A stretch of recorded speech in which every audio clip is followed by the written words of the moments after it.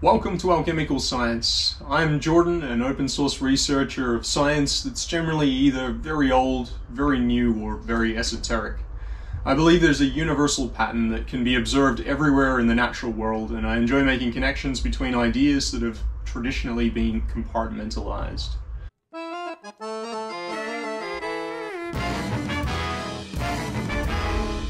So, is meditation a science, or is it measurable by scientific methods? Yeah, it is, definitely.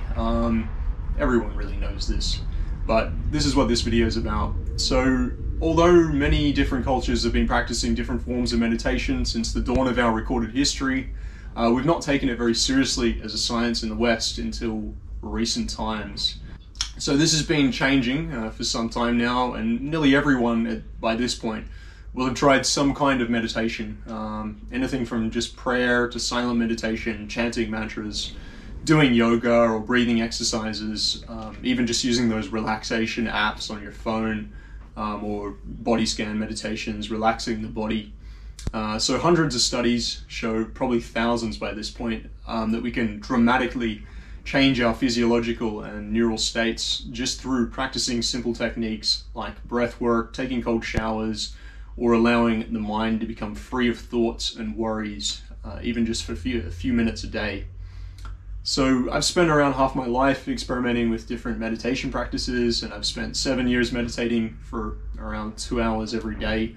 And I've had the good fortune of meeting and conversing with some really knowledgeable practitioners from a lot of different spiritual paths. And like with everything else I study and practice, I've looked for the patterns between all of these different practices, and they are there. So I've noted that really most schools of meditation and religious, spiritual practices of meditation, they seem to be teaching slightly different variations of the same techniques, and they may have significantly different internal meaning to each person, but the methods are very similar with a lot of different practices, and they can be categorized. So I've found that ultimately you can find what works for you, and you can build a routine that can be pretty life-changing when you do find which practices work for you and can actually achieve these neural and physiological changes. So I'll attempt to briefly show how pretty much all of these different meditation practices fit into 4 different categories that I've just kind of made up, but they're general. Some are different meditation practices, a combination of some of them or all of them, or a slight variation, or look, there may be another category, but I've found pretty much everything that I've looked at fits into one of these 4 categories. So yeah, I'm only going to give a few examples of each one, but you'll probably see, if you're already practicing something, or if you've been interested in meditation for a while, you'll probably see how most things you've heard of will fit in. And that's what I'm trying to do, is just give a little overview of all these different techniques and show that although it can be a little confusing, that there's so many different ways out there, which is best, what do they do, they're all actually aiming to achieve certain states of mind, and certain physiological changes in the body, with the heart, with getting your neurons to fire in sync. So that's what I want to look at. So I'll of course try and explain what these physiological and neural effects are that you can expect to experience from practicing these 4 different kinds of meditation styles, and explain how you can monitor your own meditation sessions and get immediate visual feedback on the changes with some really affordable, simple tech. And I'll leave a bunch of references and links in the description so you can check out any of this stuff that I'm mentioning as well yourself and read more into it. So the first category is meditations that relax the body and the mind, and bring the brain and the heart and the breath into coherence. So this first category includes any basic controlled breathing exercises, body scan meditations, chakra focused meditations, heart and brain coherence meditations, silent meditations where the mind's cleared of thoughts to allow your neurons to come into sync. So generally all of these different kind of meditations contain a combination of a focus of using the control of your breath to assist clearing your mind and also opening your heart with feelings of gratitude and love. So some examples of this kind of meditation, and this is a very limited list, but it gives you a bit of an idea, are some of the basic practices from Joe Dispenza, John Kabat-Zinn, the old body scan meditation guy, Franz Barden, the magician, Hermeticism, and like all those new age guys with soothing voices on YouTube that just, you know, give you some method to relax the body, focus on each part of the body, or, you know, focus on each chakra in order, blessing the energy centers, these types of things. But, you know, alternatively, you know, if you're into any particular spiritual path, pretty much everyone has their own version of this first step meditation, you know, including Taoism, Hermeticism, Gnosticism, some of the paths of Christianity, the Vedic spiritual traditions, and many kind of indigenous cultures, traditions, and, you know, things that fly around the West as well and become in vogue. And yeah, you'll find this everywhere you look, you know, there, and essentially the aim of all of these meditations is to bring the neurons in the brain and the heart into sync. So in other words, we want them to be all firing at the same time or at the same frequency. So if you want to see what this looks like on an EEG biofeedback scan, you can buy a range of meditation tracking devices. So I personally use the EXG pill when I do bother to track these things, just out of interest, more for research. And that's just a $40 chip from the open source Upside Down Labs in India, which can be used with BrainBay, which is neurofeedback software that's also open source. You can check it out. I'll provide the link. And I've got a little tutorial on that on the channel when I first started it that just shows you how to build some basic biofeedback algorithms to kind of, you know, analyze your own brain waves or meditation sessions. But you can also get kind of, you know, more out-of-the-box devices like the Muse 2 headset, and they're like a few $100s. They have pre-calibrated software, you know, you can kind of just plug them in, put it on. It'll give you immediate feedback on your meditation session, and they've got some algorithms to tell you a little bit more about things without you just having to learn to read it manually as well. So they're worth checking out. It's great to get this immediate feedback sometimes because it just shows you, you know, I'm doing it right. Because sometimes you don't know what the feeling you're looking for is. You don't really know good from bad, and eventually, I know that sounds really ridiculous, but you don't, you know. Sometimes it's like, am I supposed to be feeling lightheaded, or you know, am I supposed to be having some great realization, or just have a calm heart? This just gives you that feedback and tells you really directly, yeah, you've achieved what all these meditation practitioners are saying you should be achieving with this meditation. But yeah, whatever you use, if you get this form of meditation right, you'll see the wave reading on the screen go from a choppy beta wave with low alpha and theta to a higher amplitude alpha and theta wave, which should come perfectly in sync with one another. So nowadays, even I just play the flute and find myself slipping into this brainwave state. You know, now that I recognize it, it's just something that will relax you and bring your brain and heart into coherence. So, you know, an example is, and you know, this is a very rough example, but imagine your neurons are a billion tiny little radios. So when you're in the normal active state of mind, what we call beta, then they're all tuned to different frequencies or radio stations, so playing different songs, and we just hear a kind of white noise sound because none of them are playing the same thing. It's not amplified. So when we get these relaxation meditations right, our brain waves can be seen as synchronous alpha theta waves, so they'll come into sync, they'll become quite amplified, and so it's like we've managed to tune all of these tiny radios to the same station, so we get an amplified reading because all of your neurons are broadcasting the same song, so to speak, so they'll all fire at once. That equals amplification, and obviously implies synchronization and is synchronization. So all these neurons in your brain, in your heart, which they're there as well, will be firing at this same frequency, at this same rate, and you'll be able to see that on the brain scan as these alpha and theta waveforms coming into coherence with each other. And so because the heart's involved as well, another really great way to get feedback on these kinds of meditations is the HeartMath Institute's little devices that clip onto your finger. Can't remember what they're called, but I'll link to them down below. And they just connect with your phone, and they'll give you a little color, you know, depending on your heart rate variability, which is, you know, just how steady your heartbeat is, how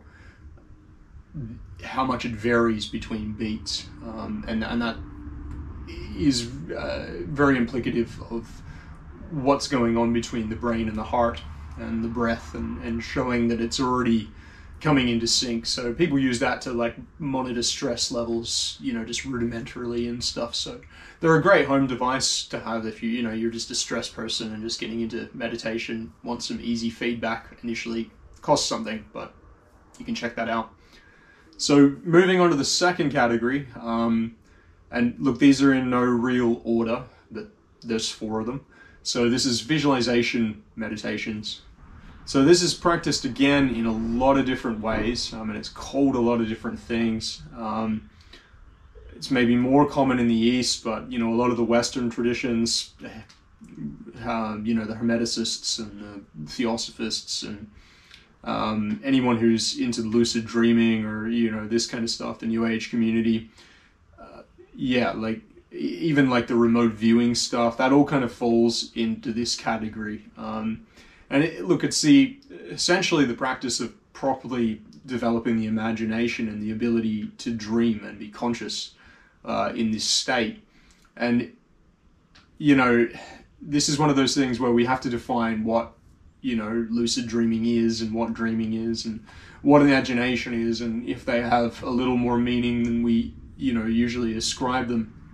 But yeah, I haven't had to work at this one too much because I'm a daydreamer, you know. I often just slip into thinking about things and, you know, dreaming about things. And yeah, I think a lot of people wouldn't have too much trouble with this kind of meditation. And I think it's very handy to have, you know, when I'm working out problems or, you know, trying to understand maths or geometry or any of these things, you know, I build things in my head. I took a lot of inspiration from Nikola Tesla, and I don't think you need to be special or anything to do this. You know, it's just we don't practice imagination enough. At least most people don't. But I think a bunch of us are starting to, and you know, that's why I include this as a form of meditation. But yeah, so what is imagination?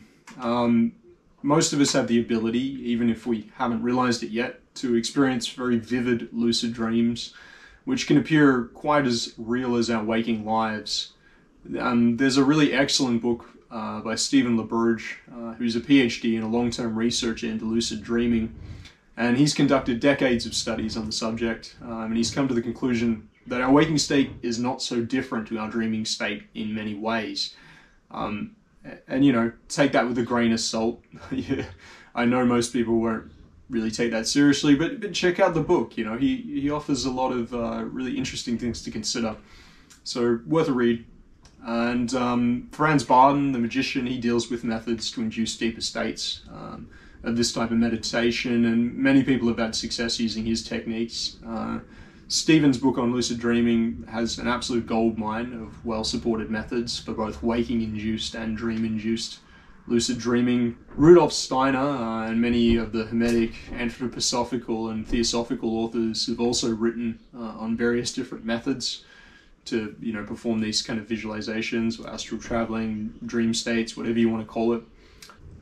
So going to sleep itself is a really very similar to a meditation session, or like a session of visualization ultimately if you dream.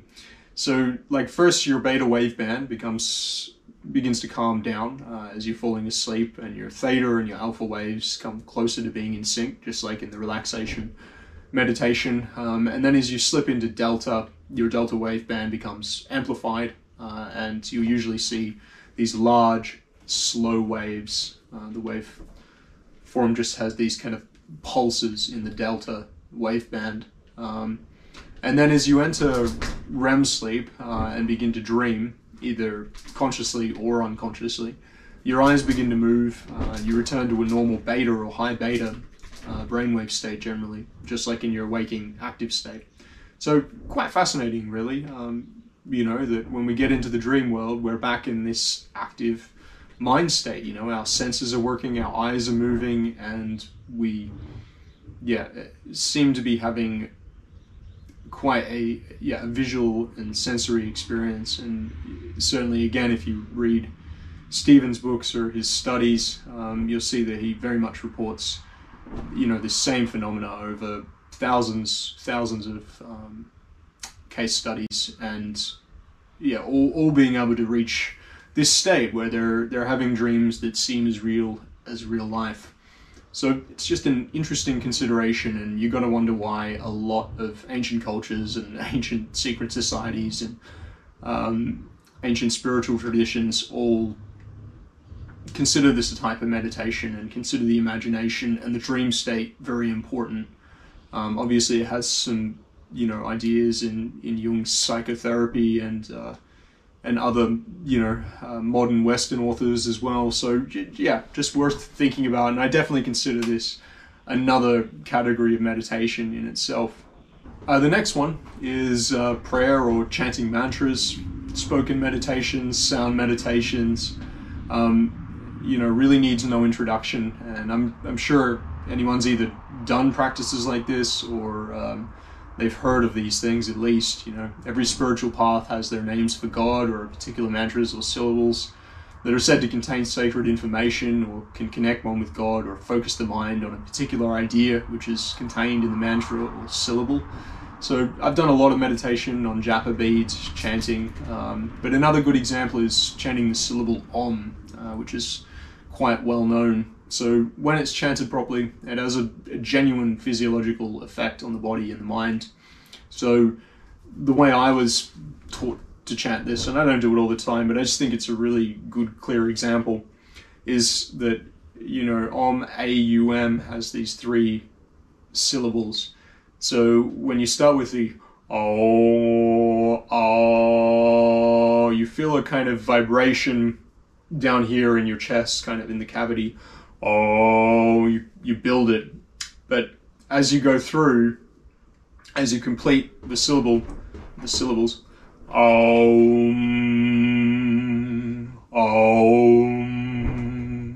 you can try it yourself, and you'll feel as you go to the it's much more up in the throat. You'll feel your throat vibrate, and you can do this quite powerfully. And when you reach the M, you can hold it.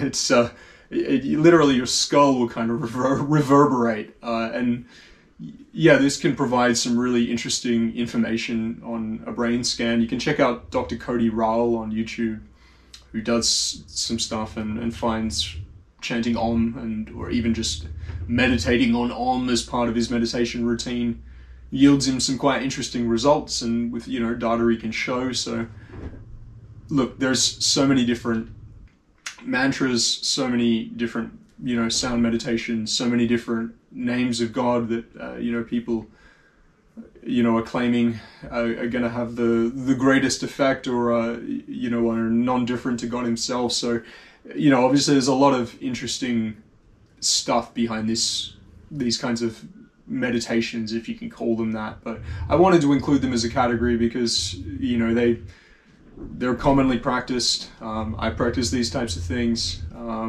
and of course, lastly in that category, there's also, and not least, is prayer. And obviously so many religions and even just people in general, spiritualists, even atheists, they pray sometimes, and anything that's going to open up your heart, make you feel in this state of gratitude and love, and acceptance and receiving, is really helpful. There's proven benefits to this, and of course everyone may have a different opinion about why that's happening. I certainly don't believe it's purely physiological or some kind of placebo, or again, like the dream state, I would question what we call a placebo, and I don't really believe in randomness, to be honest. This whole channel is really about seeing patterns in things and acknowledging that there is a greater pattern there, because we can see it, we can see the results of it, and things are slowly falling together with the unification of lots of different fields of science. So that's the third category: sound meditation, prayer, chanting mantras. I think most people know enough about this. Happy to ever go into specifics or ask questions if anyone is a little lost, you know, with starting out on any of this type of stuff. But otherwise, I recommend checking out Dr. Cody Roll. He explains, you know, the science of it quite well and just arms you with the data, you know, to go out and find different practices that work for you. So the last category I want to talk about is, you know, the most interesting in some ways, and it's this gamma brainwave state meditation, or, you know, Kundalini meditation.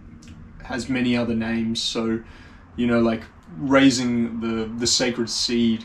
You know, there's a Gnostic Christian path to this. There's obviously the, you know, in India, Kundalini yoga, practice to raise, you know, the Tejas, become Ojas.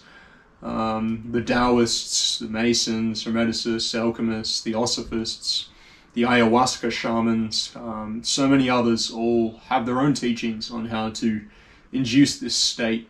And it's essentially a self-induced DMT trip. Some people may argue that, but again, you know, it's like it sounds like I'm putting, you know, really kind of like simplistic definitions on things that are pretty broad in what they are. And, you know, have a lot of meaning and purpose to different people in different ways. But, you know, once again, it's just terminology. And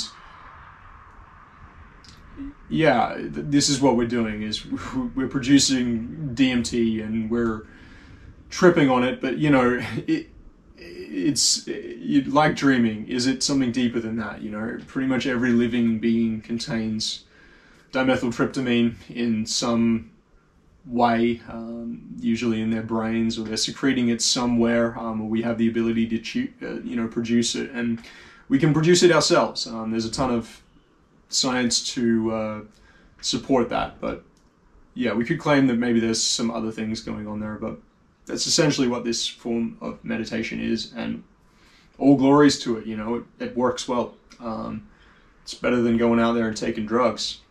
So, and it can sometimes happen quite spontaneously to people, even if they're just in like a deep state of anxiety or stress. And that can be really alarming for some people and can be sometimes quite dangerous, or, you know, it can be even followed by a period of depression or existentialism, or feeling a little bit, you know, everything's a bit wild. But it can also be a really profound experience when it's practiced with proper guidance and in the right frame of mind.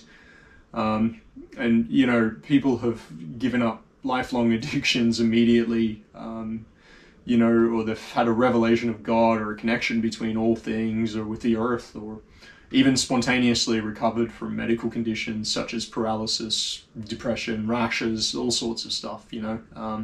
It's just quite a phenomenal event, you know, for something that can just be achieved through breath work and meditation. So one of the most accessible ways to find out more about this kind of meditation, if you're not already part of a spiritual tradition that has its own methods and guides, is to check out Joe Dispenza or Wim Hof, the Iceman. Joe's a neurologist, and he gives a good overview of what's happening on a chemical and biological level in your body, and he gives instructions and guided meditations with, you know, some how-to methods supported by some of his own clinical research and that of others.